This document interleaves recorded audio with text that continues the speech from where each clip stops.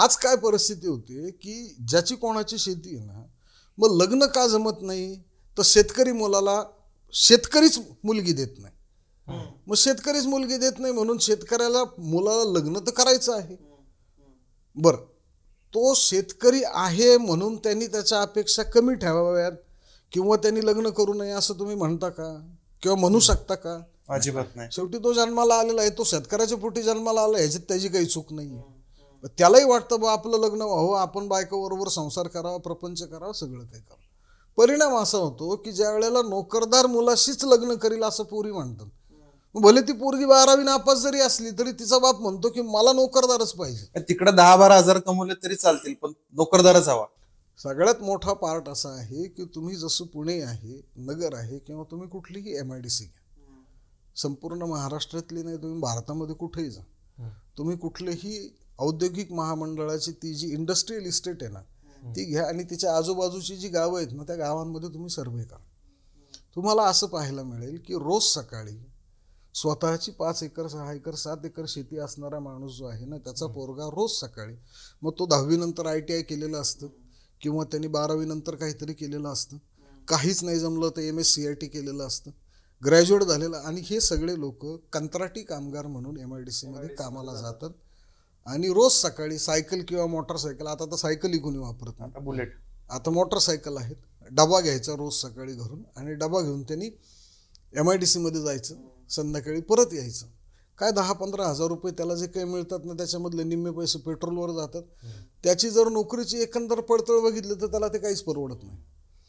पण MIDC मध्ये कामाला आहे म्हणून निदान त्याचे लग्न जमण्याचे चान्सेस तरी वाढतात. आणि ऑन द कॉन्ट्ररी त्याच माणसाचा जो वडील असतो म्हातारा, शेतीमध्ये ज्या वेळेला माणसांची गरज पडते त्यावेळेला त्याला बाहेरून मजूर आणायला लागतात. बाहेरून मजूर आणायचे म्हटलं की त्यांना पैसे देणं आलं, मग ते परवडत नाही. ते परवडत नाही म्हणून मग शेतीचं सगळं जे काही ताळेबंद आहे तो बिघडतो. म्हणजे एकीकडं घरामध्ये सक्षम असणारं मनुष्यबळ जे आहे, जो शेतीमध्ये मुलगा काम करू शकतो, ज्याला लहानपणापासून सगळ्या शेतीची कामं माहिती आहेत, तो शेतीमध्ये काम करण्याच्या ऐवजी तो MIDC मध्ये जातो आणि शेतीमध्ये तुम्हाला भाड्याने मजूर लावावा लागतो. अशा दोन्ही बाजूनी हे नुकसान होतं. आणि त्याच्यामुळे काय होतं, मग ही मुलं अशी जी आहेत ना ही, आणि मग ह्या मुलींचे जे आई वडील आहेत मग त्यांना असं वाटतं की बाबा ठीक आहे हा नोकरदार आहे, मग काही कळणं नोकरी करतो, मग ह्या 12वी 10वी नापास झालेल्या मुली ज्या आहेत मग ह्यांना मग ह्या पद्धतीचे मुलं मिळतात. तिथं मानसिकता काय ना की काहीतरी शाश्वत आहे, म्हणजे महिन्याला पगार येतो, शाश्वती आहे. तर ही जी शाश्वती त्यांना इम्प्रेसिव्ह वाटते ना, इम्प्रेसिव्ह वाटते आणि त्याच्यात गैर नाही, लॉजिक नक्की नाही, गैर नाही. म्हणजे तुम्हाला पुन्हा हिंडून फिरून आपण सगळं करून पुढे कुठे येतो की बा तुम्हाला शेतीमध्ये अशा पद्धतीने धोरणात्मक किंवा अन्य काही निर्णयांची गुंतवणूक अशी करावी लागेल की शेतीचं उत्पन्न चांगलं होईल, शाश्वत होईल आणि त्याला प्रतिष्ठा मिळेल. याला सर बाकी अजून कंगोरे कसे आहेत ना, थोडं हे मानवनिर्मित पण, म्हणजे मानवनिर्मितच आहे हे सगळं 100%. तर त्यात अजून मग ते 1000 मुलांमागे ते गुणोत्तर मग काय 150 मुली कमीच असतात आपल्याकडे. फार भयंकर आहे. स्त्री भ्रूण हत्या किंवा त्यानंतर अवास्तव अपेक्षा, म्हणजे त्या पालकांच्या असतील, मुलींच्या असतील, की कमवतोय पण घर नाही, घर आहे पण कमवत नाही, छान कमवतोय, आता तेही आहे, शेती तर करायची नाही, छान कमवतोय, घर आहे, सगळं आहे, शेती नाही गावाकडे, हेही एक आहे. तर ह्यातनं ते बाहेर कसं निघायचंय, म्हणजे आपलं शेती पण त्यांना कशाला लागते माहितीये का? म्हणजे आमच्याकडे मी बघितलेली उदाहरणं आहेत. शेती मुलीच्या वडिलांना अशासाठी लागते की त्या मुलांनी पुण्यामध्ये किंवा मेट्रो सिटीजमध्ये नोकरी पत्करल्यानंतर ज्या वेळेला फ्लॅट घ्यायचा आहे त्यावेळेला ते शेतीचे 2 एकराचा तुकडा त्यांनी विकायचा, ते पैसे घ्यायचे आणि ते पैसे घेऊन त्यांनी पुण्यामध्ये वगैरे घर करायचं. मग आई बापांनी स्वतः बेघर व्हायचं, त्यांनी गावामध्ये कुठं राहायचं हा त्यांचा प्रश्न झाला आणि मुलांनी मग ती पुण्यामध्ये घर घ्यायचं आणि त्यांनी पुण्यामध्ये राहायचं. इथपर्यंत लोक विचार करतात. आणि हा जो म्हणजे काय आहे की जे उच्च मध्यमवर्गीय किंवा नोकरदार पालक आहेत ना, म्हणजे एक तर तो लग्नाचं स्तोम जे आहे खर्चाचं, बरोबर, ते इतकं प्रचंड, म्हणजे आमच्याकडे पैसा आहे म्हणून आम्ही खर्च करणार, ही मानसिकता जी काही आहे ना म्हणजे आर्थिक विषमता आहे त्याच्यामुळे.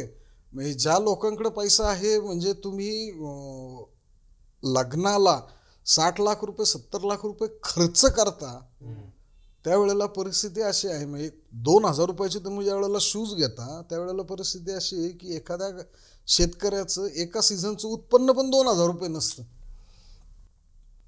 त्यावेळेला तुम्ही त्या लग्नामध्ये 2,000 रुपये 2,500 रुपयाचे शूज घेता. मग हे खर्च करतात ना, मग होतं काय की मग हे नातं गोतं पाहुणा रावळा ह्याच्यातून मग त्या सगळ्या अपेक्षा वाढायला लागतात.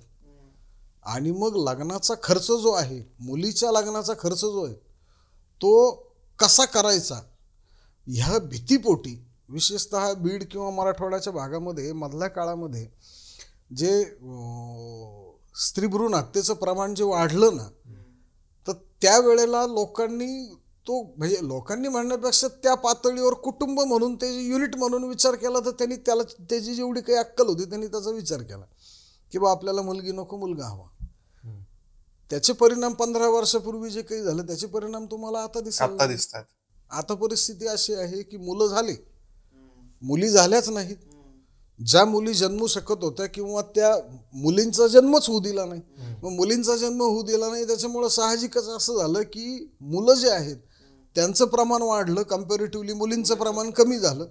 पुन्हा त्याच्यात प्रॉब्लेम असा आहे की त्या जी काही मुलं आहेत जास्तीची, म्हणजे समजा 100 पोरांच्या पाठीमागं समजा 70 किंवा 80 मुली असतील, तर ही जी 100 मुलं आहेत ह्याच्यामध्ये मग ज्यांना शाश्वत नोकरी आहे, सरकारी नोकरी आहे किंवा तिथे मग मेरिटच लागतं, कॉम्पिटिशन, मग तिथं कॉम्पिटिशन लागते. आणि मग ह्या 70च्या 70 पोरींच्या बापांना वाटतं की ते जे 20 आहेत तेच आपल्याला मिळावेत. आणि मग त्याच्यामध्ये ही सगळी कॉम्पिटिशन आणि मग तो हुंडा आणि ते दुष्टचक्र जे आहे त्याच्यामध्ये हे सगळं अडकलं जातं. नमस्कार मित्रांनो, आनंद शितोळे सर काय बोलले ते पटलं का? पटण्यासारखं आहे आणि खरी गोष्ट आहे. अहो, हे आजूबाजूला घडतंय, म्हणजे घराच्या शेजारी घडते, गावात घडते, सगळीकडे घडते. म्हणजे शेतकऱ्याच्या पोराला शेतकरी बापच त्याची पोरगी द्यायला तयार नाही, आणि हे 100% वास्तव आहे. त्यामुळे आपल्या शेतकऱ्याच्या पोरांचे लग्न का होत नाही, त्याच्या आजूबाजूला कोणते प्रश्न आहेत, त्याला सामाजिक, आर्थिक, अजून कोणकोणते अँगल आहे ना, हे सगळं आम्ही त्या पॉडकास्टमध्ये डिस्कस केलं आहे आनंद शितोळे सरांबरोबर. त्याची लिंक इथं तुम्हाला कुठेतरी दिसेल, तो जाऊन बघा मित्रांनो. आणि आपल्याला काम करायचं याच्यावरती, आपल्या जनरेशनला याच्यावरती काम करायचं, तर हा मुद्दा कुठंतरी उचलून आपण धरू शकतो, सुटू शकतो. आणि असेच आम्ही व्हिडिओ घेऊन येत राहू. तुम्हाला जर आवडत असतील तर लाईक करा, शेअर करा आणि जरा सबस्क्राईब करा, म्हणजे कसं जरा आमचं मनोबल थोडं वाढतं, बाकी काय नाही. धन्यवाद.